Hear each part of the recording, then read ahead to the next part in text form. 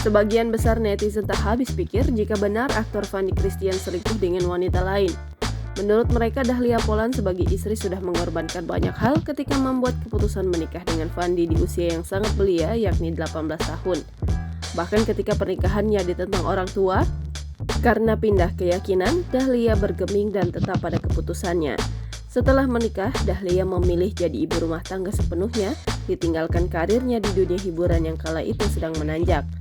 Ia merawat dan membesarkan 3 buah hati dari pernikahannya bersama Fandi tanpa menggunakan jasa babysitter. Namun, pengorbanannya itu tak cukup membuat Fandi mempertahankan kesetiaan seorang suami. Belum jelas kelanjutan rumah tangga Dahlia dan Fandi ke depannya. Namun, Dahlia sudah mengambil sikap untuk bekerja keras demi membahagiakan 3 buah hatinya. Di situ Dahlia mengunggah foto hitam putih bersama 3 anaknya. Ekspresi mereka terlihat bahagia meski tanpa kehadiran Fandi selaku kepala keluarga. Sontak postingan Dahlia dibanjiri komentar netizen. Mereka bersimpati dengan kondisi yang dialami Dahlia.